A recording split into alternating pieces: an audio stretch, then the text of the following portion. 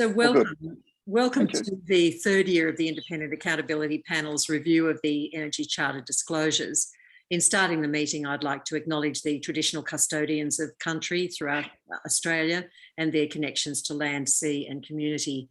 We pay our respect to all elders past and present and extend that respect to all Aboriginal and Torres Strait Islander people today. Brian, thank you for your disclosure and congratulations on your commitment to the Energy Charter and the Better Together initiatives, your ongoing commitment, I should say.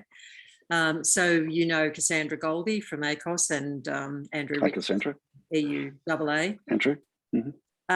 Just by way of a short introduction, it is regrettable that in 2021 we're still talking about the impact of COVID-19 on individuals, families and businesses around Australia, including energy businesses, as well as natural disasters in some areas and the huge upsurge in housing pressures around the country. So there are a lot of factors at play. But we consider that the themes of this year's report are likely to be similar to those of last year: affordability of essential services, transition to net zero emissions by 2050 or earlier, 2030, with a consequent key issue that we've identified, that no customers should be left behind in that transition, particularly as a result of affordability. And these themes have generally been confirmed by the stakeholder forums that we've already held. So that's where we're sitting at the moment, but we're obviously here to discuss that with you and the other CEOs of signatory companies to get your perspective on 2021.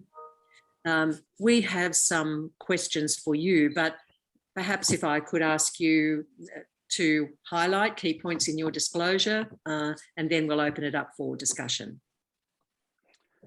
Thanks, Claire. Now, as Andrew would know from his participation on our Transgrid Advisory Council, we're very committed to the Energy Charter and the principles that underpin it. And we've actively participated in some of the Energy Charter's initiatives this year, such as the Better Together initiative with the Better Practice Guide with landowners and communities, and also the principal goal of, in relation to customers. We have actually formally adopted this year customer centricity as a goal of the organisation, and it's actually been quite a challenge because traditionally we've been a government department until 5 years ago, and if you talk to our people, they see themselves as a B2B organisation, business to business, rather than business to customer. But we've adopted customer centricity, and we're starting to embed it within the culture and the goals of the organisation, and also our recognition and reward program inside the organisation. And that's been quite an important shift for the organisation, and the Energy Charter has helped us in relation to that shift and signing up to it. And I think that move to customer centricity and to think about things from the perspective of our customers, and to only do things if they're in the interests of our customers, has really been a big shift in thinking inside the organisation. I know one of my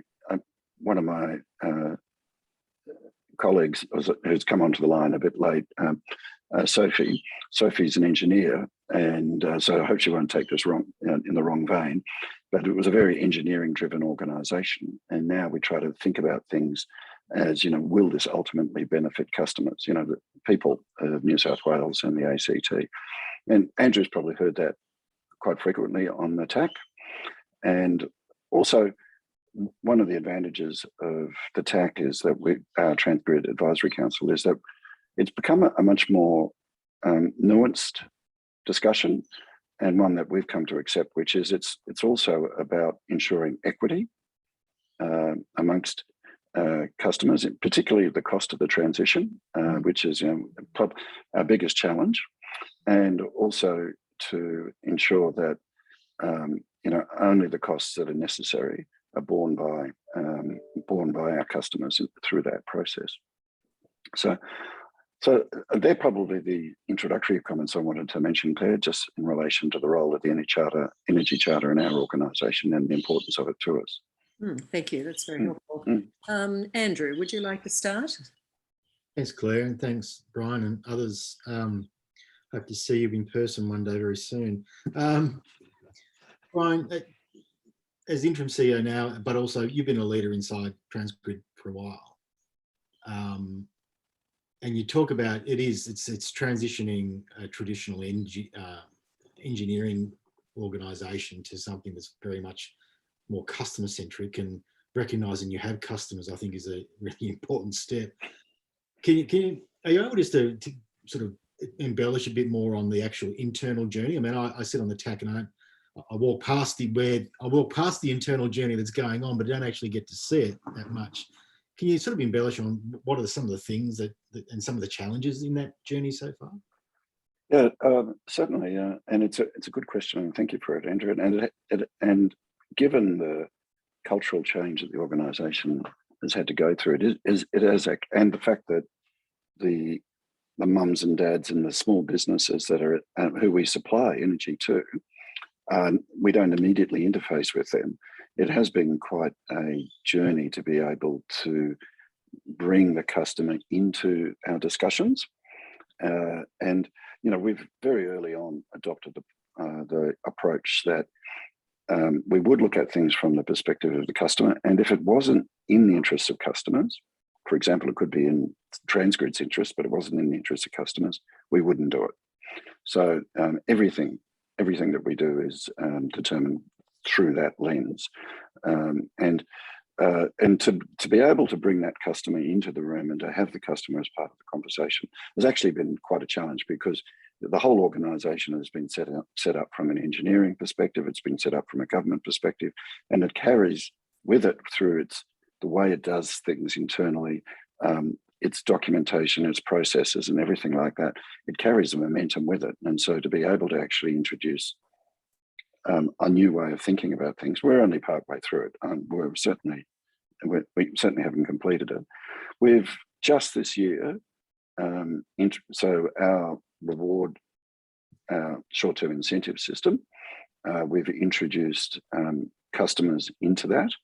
So, and we're measured on the progress that we're making in relation to becoming a customer-centric organisation. And it's interesting that we're seeing it at two different levels. We're thinking about it in terms of the supply of energy to mums and dads and small businesses. And you would have seen, Andrew, if you've got to it yet, in our preliminary revenue proposal, that we looked at it through that lens. That was the first lens that we looked at it through. We've also got some direct customers. So we sell to the distributors, and then we've got some direct customers, which are large users of energy. You know, so Tomago, for example, is a good example of that. And Andrew knows that Tomago's on our TAC, as we call it. We've also started to spend a bit more time thinking about internally about how they deal with us, and I was actually reporting it to the board in my monthly note just now, that one of the initiatives we've just set up is to be able to identify the pain points in our organisation for those customers that we deal with directly, and try to facilitate that so that we can become an easier organisation for our actual direct customers, as we call them, for them to deal with us as well. Brian, could I just step you through that process? There's a new project proposal, and there's obviously a business case developed for it. I presume you're saying that as part of that business case, there now is a value proposition of, is this in the interest of customers? How do you then go about actually establishing what the interests of customers are in that case? Yeah, no, it's a good question, and we're going through our regulatory reset process right now, and we've spent quite a bit of time surveying our customers through that process about what do they value and what's the hierarchy of the things that are most important to them, and at what points does that hierarchy shift, for example, in cost? So for example, all of our customers that we surveyed said, yes, we support the transition to renewables, and we support, and we're prepared to bear extra cost in that. But at what point their thinking shifts in relation to that is really important as well. And so that trying to understand exactly what our customers want and the hierarchy of thinking that they're going through and what is the most important thing to them is really important. Coming from an engineering background, I'm not an engineer, but the organisation coming from an engineering background, it looks at things squarely through the eyes of reliability. Do we need this in order to be able to provide reliable power? And that's something we do. We do it at 99.9999%, but I think that meets societal expectations. But looking at it through the lens of, is this in the interest of customers? Is this good value as far as customers are concerned? Is a new process for them? And as we all know, the RIT-T process, particularly for these major interconnectors and these really large projects, to date we've had quite small projects, quite manageable size, but these really big projects really, and that there has to be a net benefit to consumers through it, otherwise they don't proceed.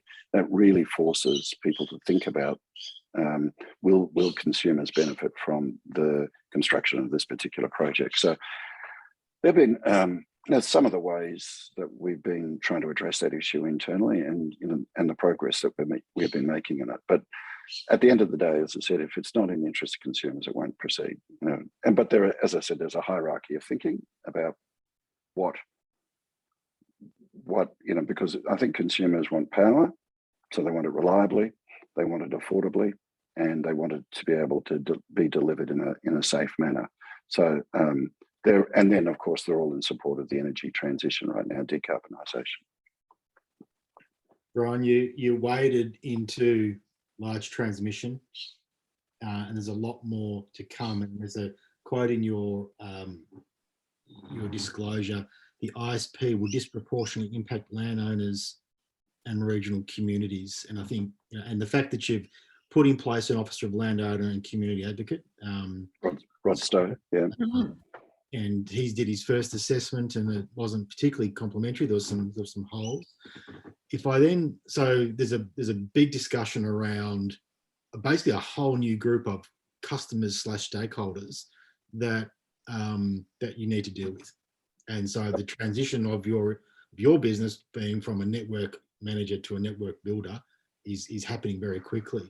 So if I can marry that then with your maturity self-assessment and the level of elementary engaging and nothing's beyond evolved, there's a number of things in there, such as complaints, as example, that's sort of on that bit of elementary emerging. Clearly a lot of work needs to be done to move the blue dot further to the right. Yep. So I'm just wondering, what are the big things that you think you need to be doing around social license and moving those dots further to the right? Because it's got to happen quickly. Because I think we can talk about the RIT-T and how long that sort of drags on, but social license seems to be, not only for you but for everybody else, seems to be the emerging issue which will slow down the transition.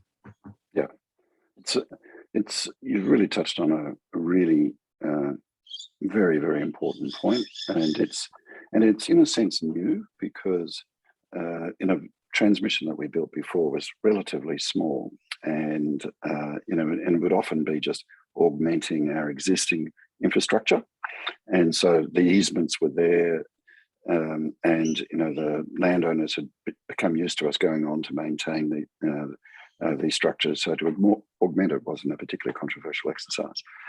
And we've got our transmission lines cross the land of 13,000 landowners. So we've got easements and relationships with 13,000 landowners, and that's worked relatively well to date, very well to date. We might get one complaint a year or two complaints a year that we haven't fixed an access track, or we haven't they're worried about our maintenance. So that's a pretty good statistic, but it's a completely different paradigm now that we've moved into construction phase. And social license is something that people constantly remind us of in relation to the process. A lot of and frankly, I can really understand it. That if you're a farmer or you're you bought a lifestyle property, and somebody comes along and says, "I'm going to build a transmission line outside your front door," I would get upset as well. And so I can really understand that. And the way that the system operates doesn't actually encourage you to be able to engage well early, because we don't get our certainty of return on our investments, i.e. that we are going to get a return on our investment, until we go through the RIT and we get our contingent project application through. So that we've got a lot of capital at risk early on. And I must say, you were referring to HumeLink. Yes, we didn't do that well, and that was for that particular reason. And we've since then, we had Rod review it, and he came up with 20 recommendations, and we're publicly committed to implementing all of those 20 recommendations. And we've started to do that. We've got community consultation groups in all of the affected areas right now. We have place managers, so they actually live in their local communities rather than come from Sydney or one of the major metropolitan areas that aren't actually connected with the communities that they're dealing with. And we're spending more time briefing people in relation to our thinking, and we're starting to do it earlier. And I really think that if we invest more early, we get much better outcomes from both for them and for us, because they often know their land better than we do. So our early work is done, if we're doing a greenfields operation, is done by looking at satellite imagery and things like that, people sitting in an office. And if you actually go out and speak to the people and ask for their feedback in relation to what do they think would be the best route, you actually get different perspectives in relation to it. So we're pretty much committed to that process. We've got, as I mentioned earlier, the Better Together initiative. We were a supporter of that. We've also got a landowner counselling line to be able to help landowners that might feel that it's that they might be affected by the proposal that we've got in front of them. And we're also spending, we want to leave these communities better than when we find them. So we spend a lot of time, and we spend a lot of time in the communities because, we're constructing there, planning and constructing and doing route identification and maintenance. So we want to be able to have a good relationship with our local communities. And so we've got a local communities grant. And so, which we speak to local community about what they would like. And, there've been defibrillators, sports equipment, all these other things in order to be able to leave some permanent reminder with the community about our contribution. Ryan, can I just pick up on the yes, Cassandra. Hi, good to see you this afternoon. Yes. These projects are, it's pretty rare to have a smooth run, and because there are a lot of interests involved, and like I note, for example, you've even taken up the recommendation of the sort of wellbeing and counselling sort of service available with these community consultative groups. I'm interested in how you've gone about identifying who is to be represented there, and how you get the kind of balance of power relationships and the interest groups. Communities are diverse, stakeholders are diverse. Just how have you managed to have you got that right? How have you gone about it? How's it shaping up? It's going well to date. We've only just started the process, so we're advertising only a few weeks ago, and we've been settling in, and we've we're learning on HumeLink, but we've got another project that's in flight at the same time, which is called Central West Arana, which is one of the renewable energy zones that the government wants to build out west. And that's and so we've got two, and there are community groups there that are affected by our proposals. Some of the community groups say, look, we are very happy that we've been established the way we have, and so we're going to continue to participate in the process, but we won't do it through your community consultation group. We'll do it ourselves. Also, you're right about the balance issue, because sometimes the discussion is, oh, don't build it on my property, build it over there, which happens to be somebody else's property, and or build it at great expense through a national park, for example. And so trying to balance out all of those interests is a very, very difficult proposition. And increasingly, with these smaller projects, they were kind of bureaucratic processes. You know, we would do our work, we'd go through the various stages of the approval process, we'd submit an application to the AER, and the AER would approve it, maybe reduce the amount of money that we're asking for, and that was it. But these large projects activate the communities. The communities are pretty sophisticated these days. They know how to be able to lobby. Mm-hmm. And so you get political intervention into these processes as well. Our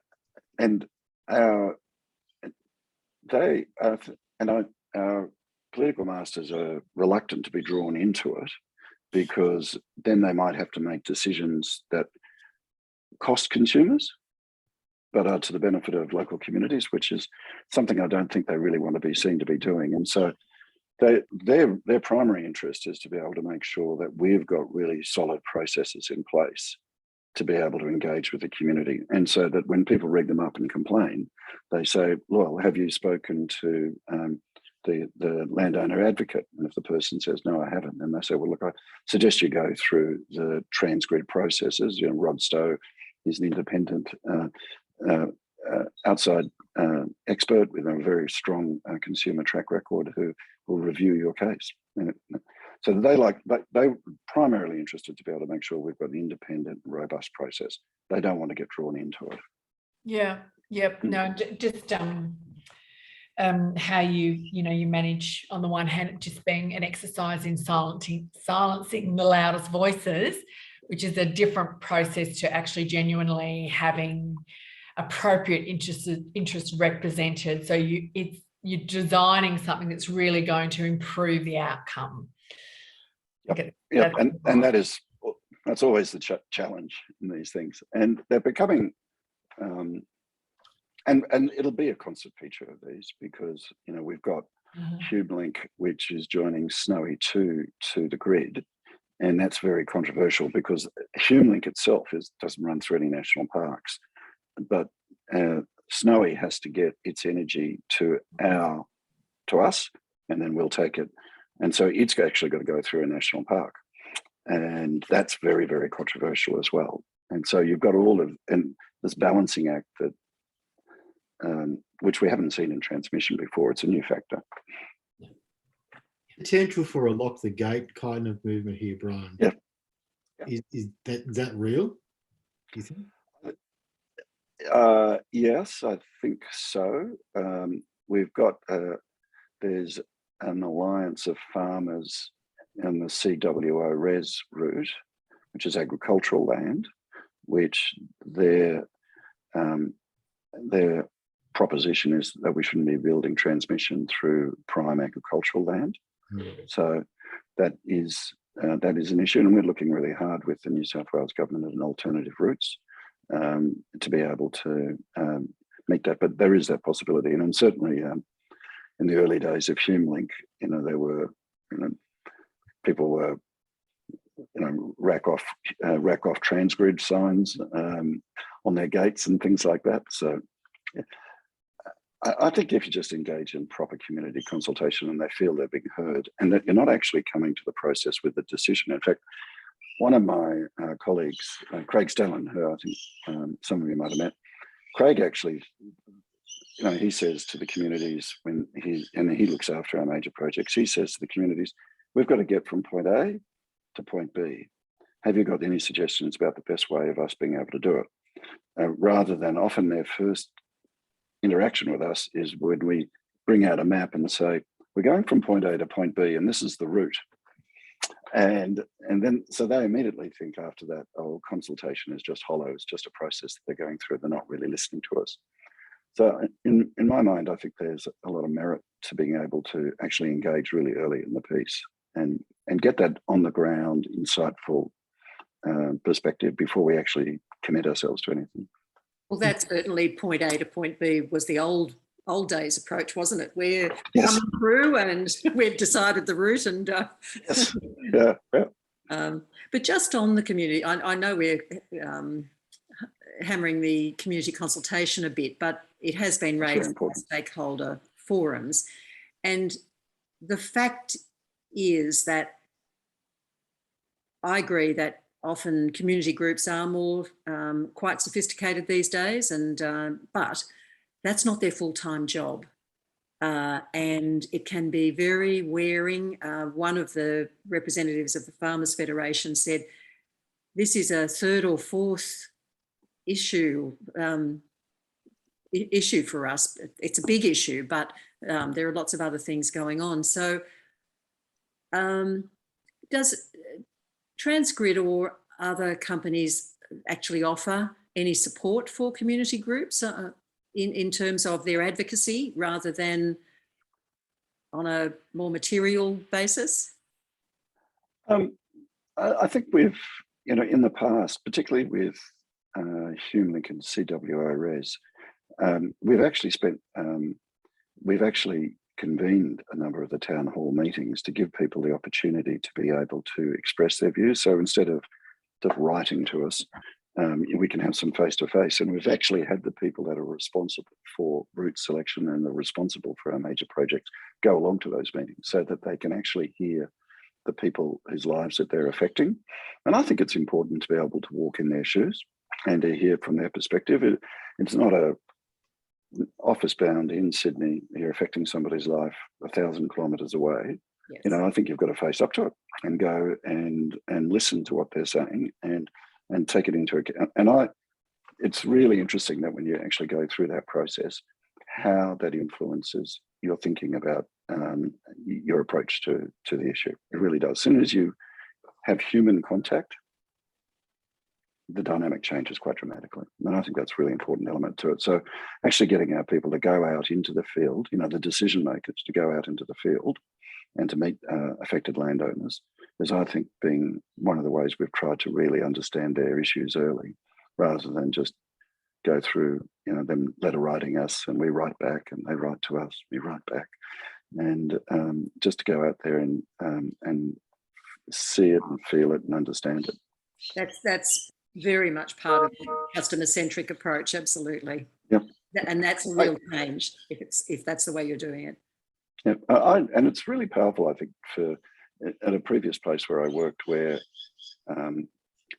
one of the executives in their team had completely mucked a customer around over an extended period of time. And then when I was, when my legal team came to look at it, we said, no, you've got it wrong. And said, no, they're right and we're wrong. And we, as an executive team, forced that executive to go and see that person personally and to be able to apologise. And I think that's you ought to do that. I think the idea that you can be a faceless large organisation and hide behind the size of the organisation in terms of your decision making. I think that's past us now. Yes, thank you. Right. Well, can I just ask you a couple of questions at 4:30 on a Friday afternoon? I know. It's okay. It's okay. Just a couple of really easy ones for you. You've got the you've done your your emissions tracking, which is great. Thank you for presenting that. actually, not all signatories are doing that. And it's really, this is time for us to be counting and to be reducing, right? And you've got here that that's what you're currently looking to do, which is to set your own targets. I'm assuming you're not looking at it, you're in doing the things needed to get there. When do you plan to get those targets settled for yourselves? That's and it's a very current question that we've been challenging ourselves about. So we, at our last board meeting, we took our target and the board said, not good enough. You've got to raise it. So the management team has got 50% reduction by 2030.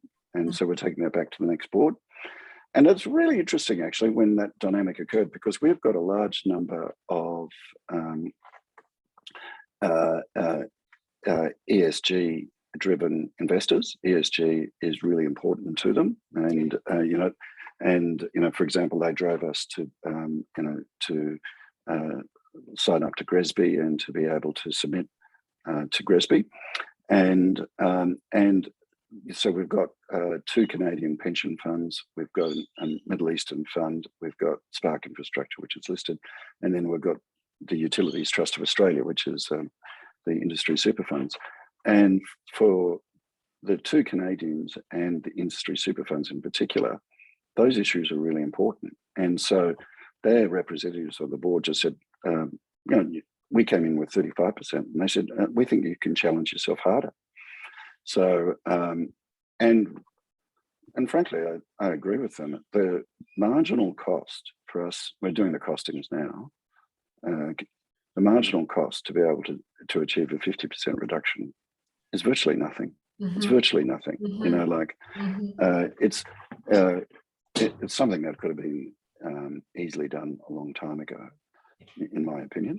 And so we've committed ourselves to that process, and we haven't publicly announced it to the staff yet. We need to go through the board, but then it'll be 50% by 2030, and then we'll just get on with it.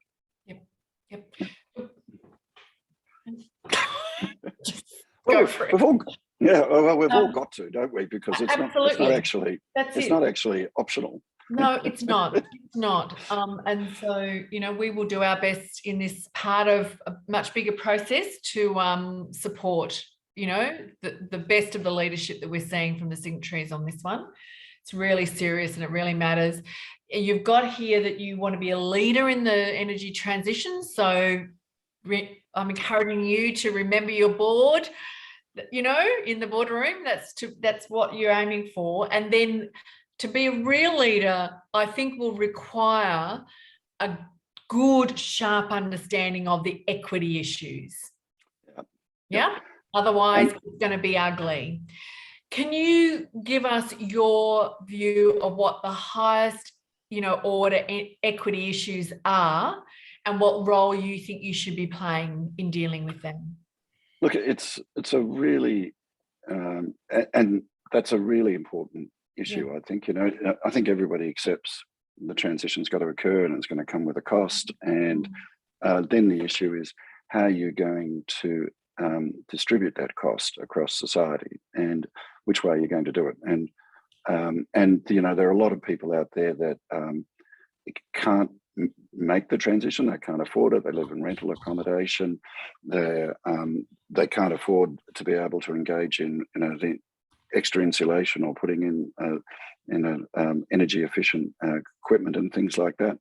And so certainly, and my eyes have been opened up to that, by the way, through the TAC, because I actually think some of the best conversations I've had about energy and energy policy, probably the best, occur at that level, because you've got such a diverse group of people. And so, I really feel for that issue, and we're certainly very, very conscious of it, and we're constantly reminded of it through the TAC. One of the things, Cassandra, we have just published, it was only in the last 2 days, and is our energy vision. And we modelled with the CSIRO and the Brattle Group and Climate Works 6 potential future scenarios about which way the energy system could go. You know, it could go on trend, stay as it is. It could go backwards. You know, you get, or you could get 2 scenarios that overlapped each other and were very close with deep decarbonisation and a clean energy superpower futures, where we become an exporter of clean energy to the world, hydrogen, because we're the lowest cost producer, and it also brings new energies onshore and new industries onshore. So I think one of the issues that's been concerning, I think, particularly the nationals, is that maybe the transition could fall unequally on regional communities, and that the cities will benefit, but the regional communities won't. And this work showed some really interesting insights into that. It'll actually, we will see job creation, and a lot of the jobs will be created in these regional communities, not only through the construction of renewables and transmission lines, but the siting of new industry in some of these areas. You know, the Hunter Valley is a really good example of that. And so, you know, as we bring onshore, and Tomago is already going that way. It's already said that it wants to be fully renewable in terms of the energy that it consumes. And so as we bring on green industries, they'll locate in those industrial areas because the infrastructure is already set up to be able to support them. And so is the energy system set up to support them. And you know, we've got Twiggy building his hydrogen terminal down in Wollongong, and you know, and we'll have more hydrogen, I suspect, in the Hunter Valley. So I think there's a real possibility that some of these regional communities may actually benefit from the transition. Yep. And that this vision that we've got of that potential future, and it actually seems to me to be coming into fruition, you know, as we publish it, you know, with Perete's announcement on Tuesday or Wednesday, and you know, the commitment by the government to by the New South Wales government to increase renewables from 35 to 50% by 2030. So that decarbonisation and becoming an energy producer using hydrogen seems like a feasible future. Yeah, just encouraging you to, I think, you know, for leadership in this area, supporting people and communities and businesses to see themselves in it, yes, is very powerful. And if you focus on the people, communities and businesses most at risk, make them most visible, that really puts the engine in it to, you know, for confidence that you have absolutely factored that in. And so, you know, more you know, encouraging the next piece of very important hard work, but to really encourage you to have those equity issues really set out explicitly, and think afresh about who you may need to have engaging with you to provide that kind of, you know, partnership as a really, you know, key actor in this area, I would say. No, yeah.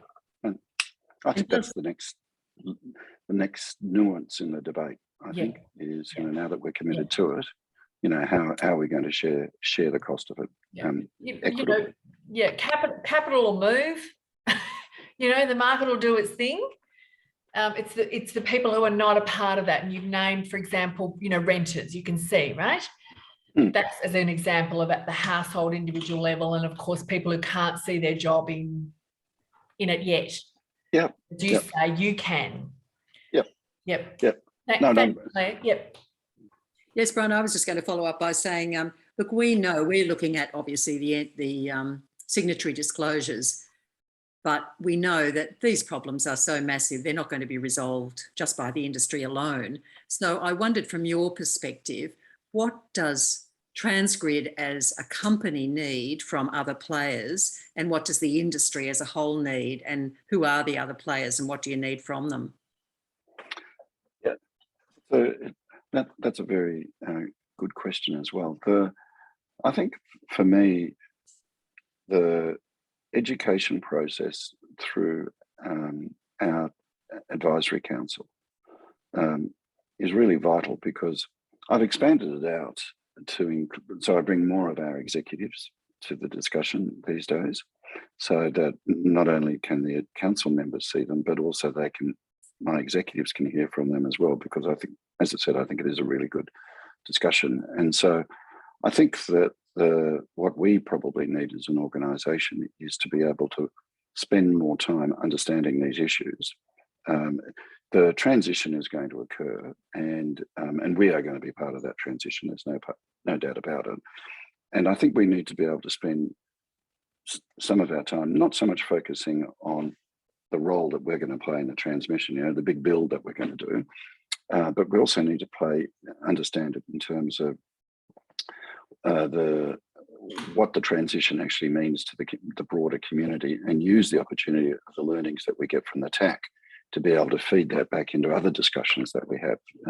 We're in front of, we're beholden to politicians and government bureaucrats, and so we spend a lot of time with them as well. And so I think being able to feed back what we've learned from our discussions with consumer and other representatives is really important.